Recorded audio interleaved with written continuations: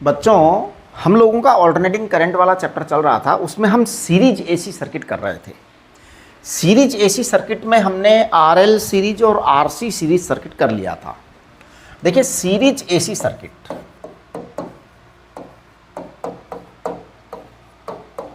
हमने आपको series AC circuit में बताया था कि सीरीज एसी सर्किट में आई को हम सेम रखेंगे, है ना, और हम वोल्टेज ड्रॉप अक्रॉस आर का पता लगाएंगे, वोल्टेज ड्रॉप अक्रॉस एल का पता लगाएंगे, वोल्टेज ड्रॉप अक्रॉस सी का पता लगाएंगे। सीरीज सर्किट में आई को सेम रखेंगे, इन सब का पता लगाएंगे और वोल्टेज ट्रायंगल बनाएंगे, वोल्टेज ट्रायंगल बनाएंगे, राइट। वोल्टेज ट्रायंगल बना करके all calculations we will do with voltage triangle.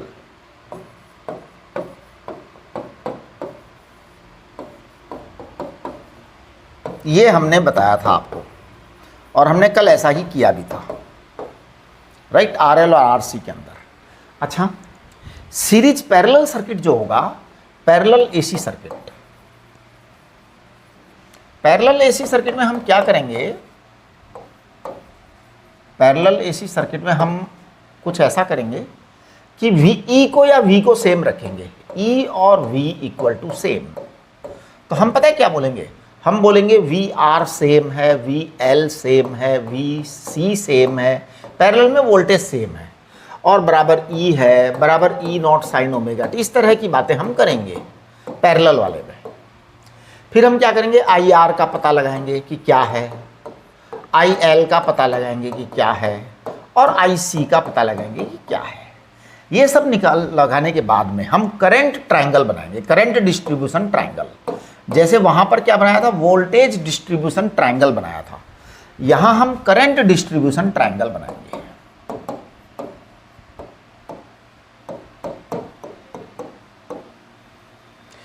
Then rest of all other calculations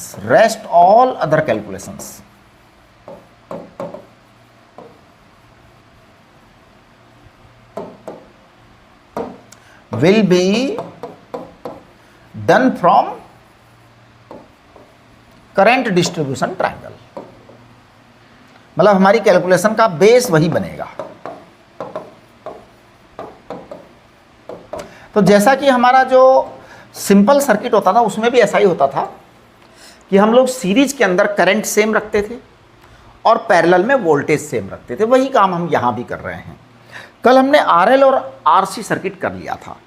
तो जो आरएल और आरसी सर्किट में हमने किया था, एक बार मैं उसको शॉर्ट के अंदर समराइज कर दूं जिससे आपको चीज़ें समझ आ जाए। आरएल में क्या था? आर था और एल था, दोनों सीरीज में थे। हमने वोल्टेज लगा दिया था। आरसी में क्या था? आरसी में आर था और कैपेसिटर था, दोनों सीरीज में थे, राइट। हमने क्या किया था? हमने कहा था आई आर बराबर आई एल बराबर आई जीरो साइन ओमेगा टी, ऐसा हमने लिखा था। फिर हमने इस आई की फेज एंगल क्या लिख दी थी? जीरो लिख दी थी। ऐसा मैंने कल किया था। यहाँ पर हमने लिखा था I R equal to I C equal to I naught sine omega t. इसलिए हमने आई का फेज एंगल जीरो लिख दिया था, initial phase angle, right. Okay, अब इसके बाद में फिर हमने बात की थी वी आर, यानी वोल्टेज ड्रॉप अक्रॉस आर। इसको हमने लिखा था आई आर, आई का फेज जीरो, आर का फेज जीरो, तो इसलिए हमने इसका फेज भी जीरो लिखा था। यानी वी आर हमारा जीरो फेज एंगल के साथ आया था। वी एल को हमने लिखा था आई इंटू एक्स एल। आई का फेज जीरो था, एक्स एल का phase plus pi by two था, यानी हमारा वी एल भी जो है ना plus pi by two phase में आया था, राइट। ये हमारा आ गया था। फिर हमने वोल्टेज ट्रायंगल बनाया था। आर का फेज जीरो था, वी एल का phase plus pi by two था। ये हमारा रिजल्ट आया था। इस रिजल्टेंट का एंगल हमने थीटा लिखा था, प्लस थीटा लिखा था, है ना। ये हमारा V था, या ये कहिए ई रिजल्ट था, ये ई रिजल्ट था। इसका फेज एंगल हमारा प्लस थीटा था। जब ये फेज एंगल प्लस थीटा था तो इसको हमने लिखा था E equal to E naught sine omega t plus theta, है ना, sine omega t plus theta लिख दिया था। ये नेट वोल्टेज था या नेट ईएमएफ था। ये नेट ईएमएफ की जो वैल्यू थी वो हमने वहां से निकाली थी, किससे, पाइथागोरस थ्योरम से, कि E equal to under root V R square plus V L square. अब V R square plus V L square में से आई को हमने कॉमन लिख दिया था और R square plus X L square लिख दिया था, राइट। किसी को थीटा की वैल्यू चाहिए तो टेन थीटा निकाल देते हैं, V L upon V R, sine theta V L upon V, cos theta V R upon V, ये सब हम कर सकते हैं। ये हमारा E अपॉन आई जो आया था कल, वो आया था जेड। इस जेड को हमने कहा था इम्पीडेंस, इनके नाम बताए अलग अलग। एक्सएल को हमने रिएक्टेंस कहा था, इंडक्टिव रिएक्टेंस। ये इम्पीडेंस आया, इस इम्पीडेंस को हमने जेड आर एल कहा था। एक्सएल क्या था आपका, एक्सएल था इंडक्टिव रिएक्टेंस। इंडक्टिव रिएक्टेंस को हमने ओमेगा एल कहा था, ठीक है ना। ओमेगा एल को हमने कहा था 2 पाई न्यू एल, ठीक है। ये हमारा कल का आरएल सर्किट था। आरसी सर्किट में भी बिल्कुल इसी तरह की बातें थी, है ना। वी आर का फेज एंगल था 0, वी सी का क्या हो गया था, वी सी बराबर आई एक्स सी। अब आपका आई 0 था और एक्स सी आपका माइनस था, इसलिए ये आई एक्स सी, तो इसका मतलब ये हो जाएगा V C equal to minus pi by 2। बस अब हम वोल्टेज डिस्ट्रीब्यूशन ट्रायंगल बनाएंगे। यहाँ आर को हम लेंगे 0 फेज एंगल के साथ, सी को लेंगे minus pi by 2 phase angle के साथ, और ये आपका माइनस थीटा रिजल्ट आएगा, रिजल्टेंट फेज एंगल आएगा। इसे हम कहेंगे V इक्वल टू ई, इसको बोलेंगे फिर E naught sine omega T minus theta. अब बड़ा ही आसान सा खेल है, कोई इसमें कैलकुलेशंस वगैरह है नहीं, है ना। ये आपके पास में आ गया। अब जब ये आपके पास माइनस थीटा में आ गया, इसका मतलब ये आप अब थीटा की वैल्यू किसी को चाहिए तो लिख दो, उसमें क्या दिक्कत है। साइन थीटा बराबर आपका क्या हो जाएगा, इस ट्रायंगल में देखोगे तो V C upon V net, इसको हम वी सी अपॉन ई भी बोल सकते हैं, ई नेट है बेटा। और कॉस थीटा बराबर वी आर अपॉन वी है ना। और टेन थीटा बराबर आप लिख ही दोगे, समझ रहे हो ना क्या है। वहाँ भी ऐसा ही है, सब जगह ऐसा ही होगा, सब जगह। अभी आगे भी हम एसी में कुछ ऐसा ही काम करने वाले हैं। तो ये V C upon V R आ जाएगा, राइट। अब चलिए आगे, जब ये चीज़ आ गई है आपके पास में, तो अब देखिए इसका भी रिजल्ट वैसे ही आएगा। ई नेट कितना आएगा, दोनों का हम वो लगाएंगे, पाइथागोरस थ्योरम लगाएंगे। बस आई आपका कॉमन आ जाएगा और इसमें हो जाएगा under root R square plus X C square, है ना। इसको हम बोलेंगे ई अपॉन आई को कह देंगे जेड। जेड यानी इम्पीडेंस, इम्पीडेंस इसका नाम है, इम्पीडेंस इसका नाम है। हाँ देखिए, आर अकेला हो तो रेजिस्टेंस है, एक्स सी हो तो कैपेसिटिव रिएक्टेंस है, एक्सएल हो तो इंडक्टिव रिएक्टेंस है। जेड में आर और सी दोनों, आर और एक्स दोनों आते हैं, है ना। इसको आप जेड आर सी बोल सकते हो। एक्स सी क्या है आपका, एक्स सी 1 अपॉन ओमेगा सी होता है। एक्स सी क्या होता है आपका, एक्स सी बराबर 1 upon omega C. 1 upon omega C को हम बोल देंगे 1 upon 2 pi nu and C. ये आपका 1 आगे X C 1 upon omega C, ठीक है ना। चलिए अब हम इसमें थोड़ा सा आगे बढ़ेंगे। अब हम बात करेंगे series R L C circuit, मतलब आर एल और सी तीनों को लेंगे अब की बार में एक साथ। देखिए क्या होगा, कुछ नहीं, सब ऐसे ही यही बातें करेंगे हम, यानी कुछ हम नई बात करने वाले नहीं हैं। आर है आपका, एल है आपका और सी है आपका, ठीक है जी। आर एल सी है, यहाँ पे मैं एक ईएमएफ लगा देता हूँ, नेट ईएमएफ होगा ये, सोर्स ईएमएफ भी बोलते हैं इसको। अब हम क्या करते हैं कि जो आई आर है उसको एक बार कह देते हैं I R equal to I L equal to I C equal to I naught sine omega t. कुल मिला के हमारे पास में एक चीज़ आ गई है कि आई का फेज हम 0 मान ले रहे हैं स्टार्ट करके। ये हमने माना है कि आई ऐसा होगा। एक्चुअल में आई को 0 इसलिए माना क्योंकि सारे सेम होंगे तो हम चलो उसको जीरो लेकर के उसको रेफरेंस पॉइंट लेकर के फिर इसको कैलकुलेट कर देंगे हम, है ना। अब देखो आपका ये R है, ये L है, ये C है ना। चलो तो अब इसका रेजिस्टेंस तो R ही रहेगा, है ना। इसका रेजिस्टेंस या रिएक्टेंस आएगा XL बराबर ओमेगा L, ये रिएक्टेंस कहलाएगा। उसका रिएक्टेंस क्या आएगा, XC आएगा, है ना। XC की वैल्यू क्या आएगी बेटा, 1/ωc, ये X, ये रिएक्टेंस आएगा उसका, ठीक है। तो जब हम ये सब बातें करेंगे तो अब हम सीरीज सर्किट की बात करेंगे ना। तो देखिए तीन तरह की बातें करेंगे हम। सबसे पहले VR निकाल देते हैं। देखो VR को मैं लिखूंगा IR। I का फेज एंगल 0 है, R का भी फेज एंगल 0 है, दोनों का फेज एंगल 0 है, इसलिए VR का फेज एंगल भी 0 होगा। चलिए VL की बात कर लेते हैं, है ना। VL की बात करेंगे तो I का फेज एंगल 0 है, XL का फेज एंगल +π/2 होता है, इसलिए आपके VL का फेज एंगल +π/2 होगा, राइट। चलिए अब हम यहां पर VC बना लेते हैं। VC जो है आपका ये होगा IXC। तो I का फेज एंगल 0 है, XC का फेज एंगल -π/2 है, इसका मतलब VC का फेज एंगल -π/2 हो जाएगा, राइट। ये आपके अलग अलग वोल्टेज आ गए, नेट वोल्टेज क्या होगा ये अभी अपन डिस्कस करेंगे। अब यहाँ 3 केस पॉसिबल है, 3 पॉसिबल केसेज। तो मैं तीनों केसेज डिस्कस करता हूं 1 बाय 1। सबसे पहला केस जो मैं डिस्कस करने जा रहा हूं वो है VL ग्रेटर देन VC हो। दूसरा case VL less than VC हो। और तीसरा केस है VL और VC दोनों बराबर होंगे। तो क्या घटनाएं होंगी, है ना। तो RLC सीरीज सर्किट में फिर क्या होने वाला है इसके बारे में मैं बात करूंगा। तो हम तीनों केसेस डिटेल में डिस्कस करते हैं। सबसे पहली बात करूंगा मैं, VL ग्रेटर देन VC हो तो क्या होगा। देखिए क्या होने वाला है, वोल्टेज डिस्ट्रीब्यूशन ट्रायंगल बनाएंगे हम, चुपचाप कुछ नहीं करेंगे, वोल्टेज डिस्ट्रीब्यूशन ट्रायंगल बना देंगे हम ईमानदारी से। VR बेटा, VR जो है ना इसका फेज एंगल 0 है, VL ग्रेटर है, L पॉजिटिव है ना, VL पॉजिटिव है तो ग्रेटर है, VC नेगेटिव है, फेज का है और स्मॉलर है। अब आप सोचिए जरा रिजल्ट क्या आने वाला है। रिजल्ट का फैसला आप अपने आप करें। VR तो 0 है, VL ग्रेटर है, VC स्मॉलर है, तो रिजल्ट सर्टेनली ये आएगा। देखना जरा रिजल्ट को चेक करना। VR तो आपका 0 आ गया बेटा।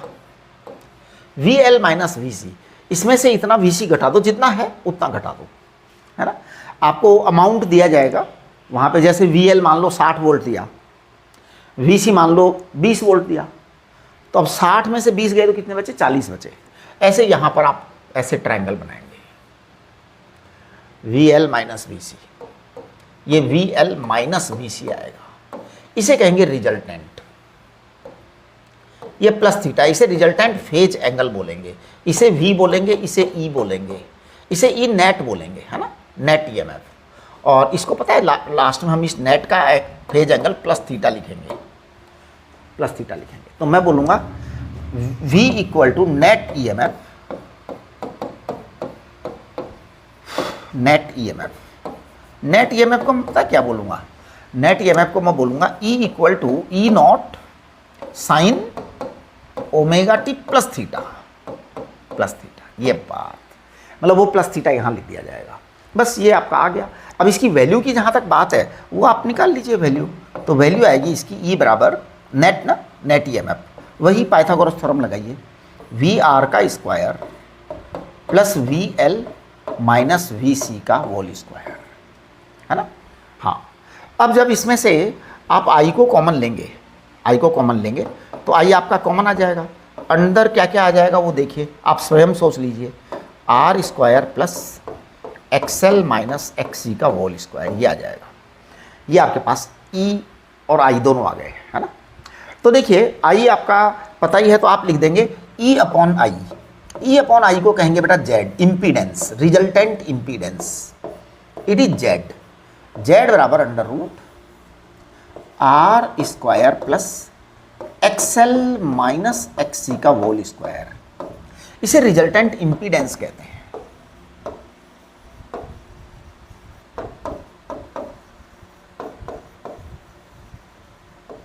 अब एक बड़ी ऑब्वियस सी बात है, साइन थीटा की वैल्यू क्या आएगी? साइन थीटा की वैल्यू आएगी V L minus V C upon V. Cos theta की वैल्यू क्या आएगी? V R upon V. Tan theta की वैल्यू क्या आएगी? V L minus V C upon V R आएगा, है ना। देखिए अब ये है ना रिजल्टेंट इंपीडेंस है। हम इसके लिए एक चीज़ और बताते हैं आपको आज, और वो बताते हैं इंपीडेंस ट्रायंगल। तो मैं इसमें इंपीडेंस ट्रायंगल भी बताता हूँ आपको, इंपीडेंस ट्रायंगल।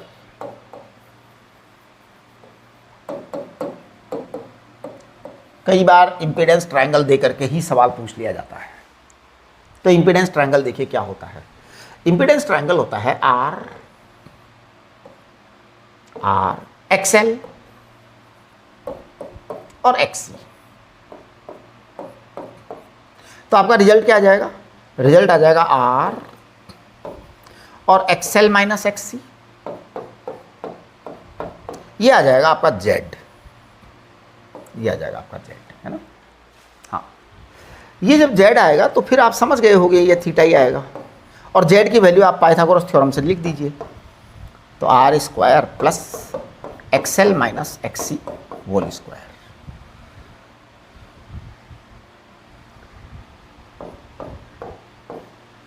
अब देखिए ये आपका एक केस हो गया। अब दूसरा केस सोचिए, दूसरा केस क्या होगा?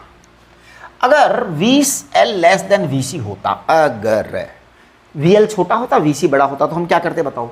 VL को छोटा बनाते, VC को बड़ा बनाते। तो अब आपका VC बड़ा है, VL छोटा है, तो क्या होगा? ये उल्टा आ जाएगा। ये यहाँ पे VC माइनस VL हो जाएगा, XL माइनस XC हो जाएगा। इस तरीके से रिजल्टेंट इंपीडेंस आ जाएगा। ये XC माइनस XL हो जाएगा। समझ रहे हो ना? मतलब बड़ा आसान सा चीज़ है, कोई ज़्यादा जोरदार चीज़ नहीं है। ये इंपीडेंस ट्रायंगल आप उसमें भी बना सकते थे अपने, केवल RL में भी, है ना। RL के अंदर भी आप इंपीडेंस ट्रायंगल बना सकते थे। जैसे मान लो आपका RL था ना, R और L में इंपीडेंस ट्रायंगल बनाना था, तो R ये था, XL ये था, आपका इंपीडेंस ट्रायंगल आ गया था। Z आप यहाँ लिख सकते हो, Z और under root R square plus XL square. देखो आप RL सर्किट की बात कर रहा था मैं, है ना। अगर ये RL सर्किट की बात है ना, RL सीरीज सर्किट, और RC सीरीज सर्किट की बात भी कर लो आप। जैसे ये R था, ये XC तो आपको पता ही था, ऐसे आया था। ये आपका माइनस थीटा आया था, ये R था। तो अब आपके ये RC सीरीज सर्किट की बात थी। XC का फेज हमने बताया था आपको कि नेगेटिव था। तो ये आपका Z जो आया था वो under root R square plus XC square. Actual में ये कुछ नहीं है, सारा गेम केवल एक रिजल्ट के अंदर चल रहा है। सारा चैप्टर यहीं घूम रहा है, इस एक बॉक्स के अंदर सारा चैप्टर घूम रहा है। क्या है बॉक्स? बॉक्स ये है R का फेज एंगल 0, XL का फेज एंगल प्लस π/2 और XC का फेज एंगल माइनस π/2। बस बस बस इसी में सारा घूम लेगा, इसी में सारा सीरीज घूम लेगा, इसी में सारा पैरेलल घूम लेगा। ये तीन चीज जिसको ध्यान में है वो इस चैप्टर का बादशाह है, वो उसको इस चैप्टर में सब कुछ आता है, जिसको ये तीनों चीजें पता है। क्योंकि सब कुछ आना वहीं से है, सब कुछ आना वहीं से। देखो वहीं से हम सारी कहानी लिख रहे हैं। ये जो कहानी लिखी ना, ये सारी VR बराबर IR, ये भी वहीं से लिखी।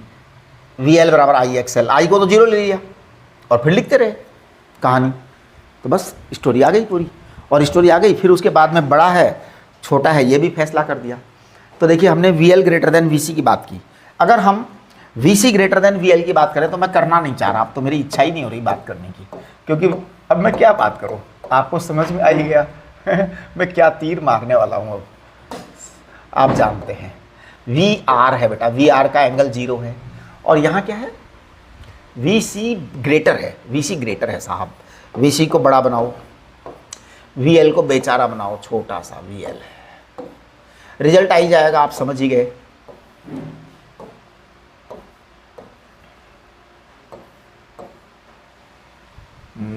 तो ये आएगा आपका क्या, VC माइनस VL आएगा, है ना। और ये आपके पास में माइनस थीटा आ गया, ये आपका V और E नेट आ गया, है ना। V और E नेट आ गया आपके पास में। जब ये चीज़ नेट आ गई है आपके पास में, तो अब आप समझ गए होंगे E नेट क्या लिखूंगा मैं, ई नेट लिखेंगे हम, वही कहानी है पूरी, कोई नई बात नहीं लिखने जा रहा हूँ। मतलब अब तो बोर ही हो गया मैं तो, हैं? लेकिन ऐसे अब ये सारे सवाल आपके सॉल्व हो जाएंगे बस इसी तरह से। कंसेप्ट सारा यही है, कंसेप्ट सारा यही है। एक्स सी माइनस एक्सएल आएगा, आपका जेड आ गया। याद कुछ रखना ही नहीं है जी, याद कुछ रखना ही नहीं है ना। R square plus X C minus X L, ये वोल्टेज डिस्ट्रीब्यूशन ट्राइंगल है। इस ट्राइंगल का नाम क्या है? Voltage distribution triangle. This is the name of the triangle, voltage distribution triangle. अब जैसे आपका ये वोल्टेज डिस्ट्रीब्यूशन ट्राइंगल बनाया है ना, in the similar fashion, in the similar style you can make the impedance triangle, है ना। तो आप बिल्कुल इम्पीडेंस ट्राइंगल बना सकते हैं, बन जाएगा ये, है ना। इम्पीडेंस ट्राइंगल में यहाँ आपका एक्स सी माइनस एक्सएल आएगा, ये आर आएगा, ये जेड आएगा, माइनस थीटा आएगा, sine theta cos theta tan theta आप लिख ही सकते हो अपने आप। तो इसमें हमें कुछ करना है नहीं।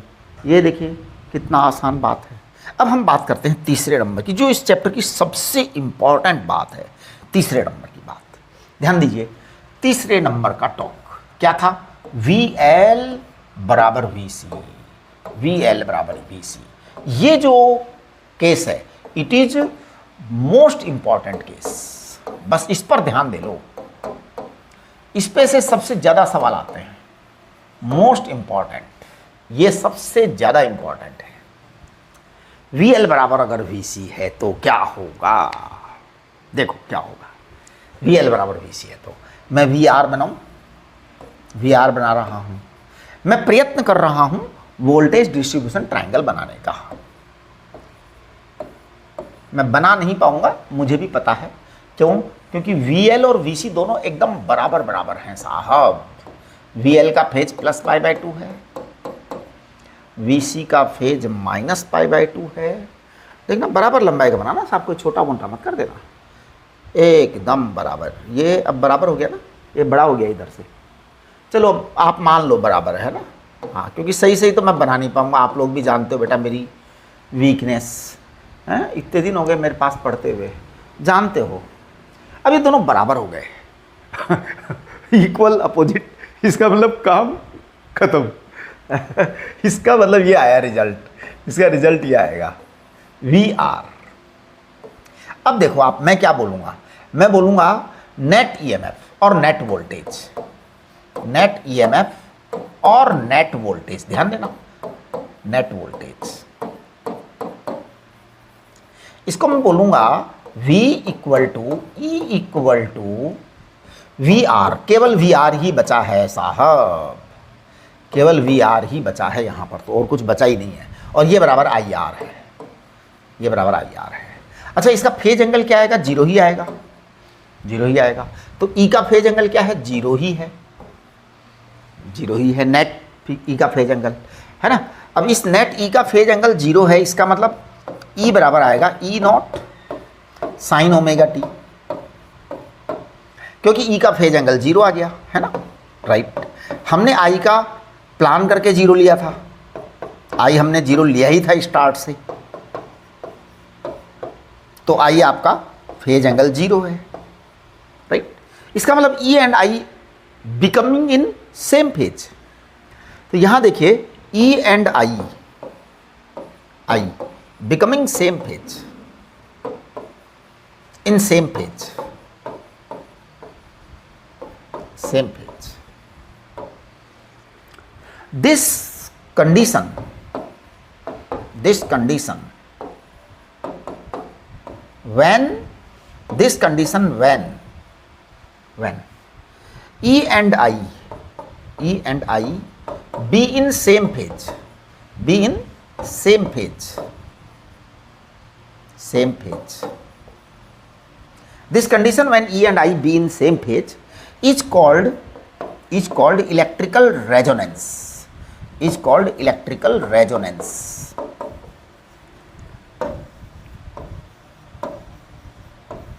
इलेक्ट्रिकल रेजोनेंस, ये इलेक्ट्रिकल रेजोनेंस है। देखिए यहाँ एक खास बात है, ई बराबर वी बराबर ई बराबर आई आर है ना, मैं थोड़ा सा इधर कर दे रहा हूँ इसको, यहाँ पे मैं कुछ बातें लिख देता हूँ, आप देखना। वी बराबर ई बराबर नेट है ना, नेट ईएमएफ बराबर आई आर है बेटा, आई आर। तो ई अपॉन आई क्या आएगा, ई अपॉन आई बराबर जेड आएगा, जेड बराबर आर, जेड बराबर आर। ये नेट इंपीडेंस आ गया और आर के बराबर आया, क्यों, एक्सएल और एक्सी दोनों कैंसिल हो जाएंगे, एक्सएल और एक्सी दोनों कैंसिल हो जाएंगे। अब देखिए पहले हमारा जो फर्स्ट केस में जो जेड था, फर्स्ट केस में देखो मैं थोड़ा सा जेड के बारे में बात कर लूँ। फर्स्ट केस क्या था हमारा, V L greater than V C था। बेटा जब V L greater than V C था तो हमारा जेड क्या था, तो हमारा जेड ये था, R square plus X L minus X C का होल स्क्वायर, ये हमारा जेड था, राइट। दूसरा वाला केस था V L less than V C था, तो हमारा जेड क्या था, तो हमारा जेड था under root R square plus X C minus X L का स्क्वायर, ये था हमारा जेड। तीसरी जो अब बात आई है V L equal to V C, इसमें हमारा जेड आ रहा है केवल आर। अब देखो ये प्लस का साइन है, ये प्लस का साइन है, यानी ये और स्क्वायर है अंदर, तो कोई नेगेटिव पॉजिटिव का चक्कर नहीं है क्योंकि दोनों स्क्वायर है, ये भी स्क्वायर है, ये भी स्क्वायर है। तो मैं ये कहना चाहूँगा कि this is minimum Z, minimum Z, Z minimum है ना। जेड मिनिमम मीन्स किसी भी सर्किट में इम्पीडेंस मिनिमम है, इम्पीडेंस मिनिमम है यानी कि resistance to current flow is the minimum. तो impedance minimum means resistance to current flow is the minimum.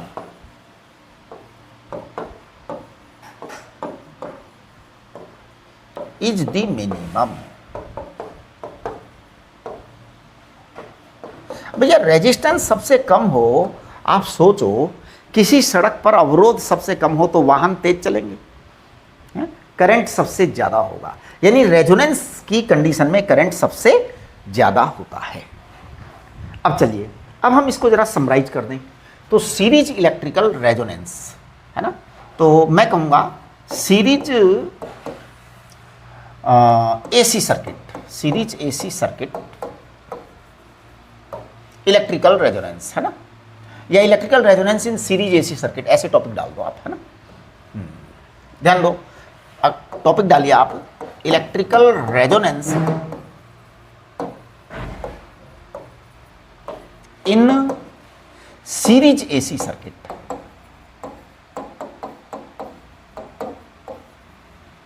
तो electrical resonance in series AC circuit, ठीक है। देखिए सबसे पहली बात VL बराबर VC, बात नंबर 1। बात नंबर 2, जब VL बराबर VC है तो IXL बराबर IXC, इसका मतलब यह हुआ कि XL बराबर XC है ना। हाँ, जब XL बराबर XC हुआ तो अब सोचो आप, चौथी बात है Z बराबर R, और ये Z मिनिमम है, ये Z क्या है, मिनिमम है साहब, मिनिमम है ना। हाँ, पांचवी बात है कि Z मिनिमम है तो I मैक्सिमम होगा, है ना। हाँ, तो as Z is minimum so I will be maximum, पक्का मैक्सिमम होगा I। इसी कंडीशन में सबसे ज़्यादा करंट बहेगा, बाकी दो कंडीशंस में करंट कम बहेगा। ओके, अच्छा जी। अब देखो यहाँ पर हम कैलकुलेशन करेंगे इलेक्ट्रिकल रेजोनेंस की, रेजोनेंट फ्रीक्वेंसी की, ठीक है। तो मैं कैलकुलेट कर रहा हूँ नंबर 6, रेजोनेंट फ्रीक्वेंसी।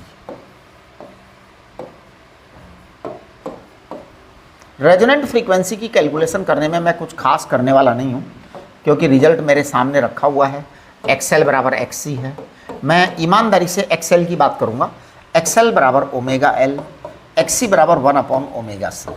तो आप चेक करिए, ये आपका आ जाएगा ओमेगा स्क्वायर बराबर 1/LC, ओमेगा स्क्वायर बराबर 1/LC। इसको मैं कह दूंगा therefore omega is equal to 1/√LC, देखो बेटा, ओमेगा जो है ना, ओमेगा को मैं कहूँगा 2 pi nu R, 2 pi nu R it is equal to 1/√LC।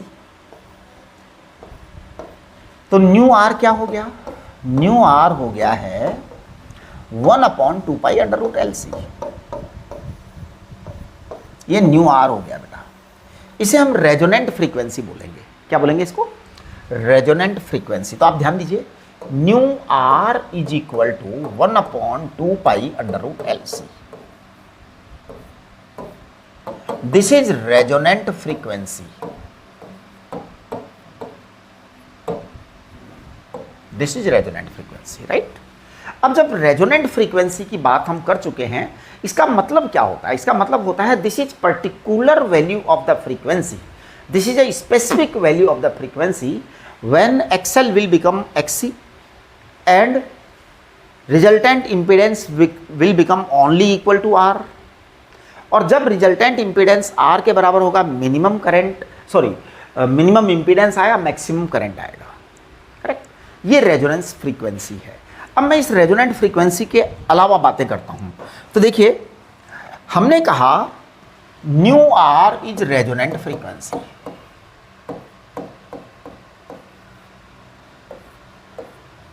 Right. एक बात। दूसरा हमने कहा था XL बराबर ओमेगा एल, ओमेगा एल बराबर 2 पाई न्यू एल। इसका मतलब XL प्रोपोर्शनल टू क्या होता है? XL प्रोपोर्शनल टू होता है न्यू। अच्छा जी, XC बराबर क्या होता है? रिएक्टेंस 1/ओमेगा C। ओमेगा C बराबर 1/2 पाई न्यू C। तो XC प्रोपोर्शनल टू क्या होगा? XC प्रोपोर्शनल टू होगा 1/न्यू। अब जरा आप अपने आप सोचिए कि अगर न्यू बढ़े, if new increases then XL will increase and XC will decrease, right? When new increases, XL will increase and XC will decrease. If new decreases, then XL will decrease and XC will increase. Simple बातें हो रही हैं, simple बातें हो रही हैं। इसका मतलब ये निकलता है कि हेंस आपके रिजल्ट आ रहे हैं। देखिए, सबसे पहला रिजल्ट है कि when nu is equal to nu R equal to 1/2 pi √LC। LC circuit is resonant, है ना। हाँ, कंडीशन ऑफ रेजोनेंस है ना। चलिए इसको मैं इधर ऐसे कर देता हूं, यहां कर देता हूं। तो this will be condition of resonance.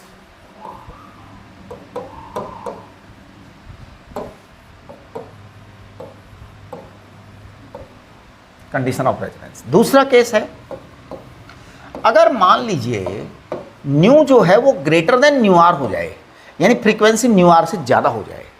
तो न्यू आर से ज्यादा हो जाएगी तो क्या होगा? सोचो, XL ग्रेटर देन XC हो जाएगा। वहां से देखो, XL ग्रेटर देन XC हो जाएगा। इसे कहेंगे capacity, nature of the circuit will become inductive. इसको इंडक्टिव नेचर कहेंगे, सर्किट ऑफ इंडक्टिव नेचर। तो इसको कहेंगे इंडक्टिव नेचर। तो सर्किट का नेचर इंडक्टिव हो गया, यानी कि इंडक्टिव जो है ना वो डोमिनेटिंग है। तो सर्किट का नेचर इंडक्टिव बन गया। इंडक्टिव थिंग इज डोमिनेटिंग, है ना। हाँ, और तीसरी बात है, when nu is less than nu R, then क्या होगा? देन आपका XL लेस देन XC हो जाएगा। इसका मतलब कैपेसिटिव नेचर हो गया सर्किट का। सर्किट का नेचर कैपेसिटिव हो गया, ठीक है। अच्छा, अब एक बात देखिए आप, यहां पर क्या क्या होने जा रहा है इस वाले केस में। चलो मैं थोड़ा सा ऊपर कर देता हूं। कंडीशन ऑफ रेजोनेंस का मतलब क्या है? कंडीशन ऑफ रेजोनेंस वाले केस में आपका जो है VL इक्वल टू VC था, थीटा आपका 0 था। थीटा आपका क्या था? 0 था। इंडक्टिव नेचर वाले सर्किट में क्या होगा, VL ग्रेटर देन VC होगा और थीटा आपका पॉजिटिव होगा। पॉजिटिव कितना होगा, कुछ होगा पॉजिटिव। वो आप थीटा कहां से निकालेंगे, वो आप थीटा निकालेंगे इंपीडेंस ट्रायंगल में से। और जब आपके पास में VL लेस देन VC आएगा तो थीटा आपका नेगेटिव आएगा। वो आप थीटा की वैल्यू कहां से निकालेंगे, इंपीडेंस ट्रायंगल से या वोल्टेज डिस्ट्रीब्यूशन ट्रायंगल से निकाल लो, आप किसी भी ट्रायंगल से निकाल लो, है ना। इंपीडेंस ट्रायंगल से निकाल लो, वोल्टेज डिस्ट्रीब्यूशन ट्रायंगल से निकाल लो, तो ये सब चीज़ें हो गई हैं। चलिए अब मैं जो है कुछ ग्राफ ड्रॉ कर देता हूँ, है ना। तो इंपॉर्टेंट ग्राफ्स देखो जी, बात यह है important graphs for series circuit, ये ध्यान रखना, फॉर सीरीज AC सर्किट्स, ये बड़ी इंपॉर्टेंट बात है। पैरेलल सर्किट के ग्राफ अलग आएंगे, सीरीज सर्किट के ग्राफ अलग आएंगे। पैरेलल AC सर्किट का सबसे पहला ग्राफ मैं ड्रॉ कर रहा हूं XL का, सॉरी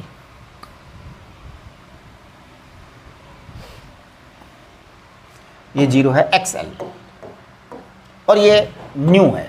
तो देखिए अभी अभी मैंने कहा कि XL जो है आपका वो ओमेगा एल को हम बोलेंगे 2 पाई न्यू एल, तो XL प्रोपोर्शनल टू न्यू है, स्ट्रेट लाइन हो जाएगा, राइट। अच्छा जी, अब आप बताइए XC का क्या आएगा, XC और न्यू। XC आपका होता है 1/ωc, तो 1/2 पाई न्यू C, तो XC प्रोपोर्शनल टू 1/न्यू आएगा। इसका मतलब ये ग्राफ ऐसा आएगा, पक्का। चलिए अब हम जरा Z का ग्राफ ड्रॉ कर देते हैं, है ना।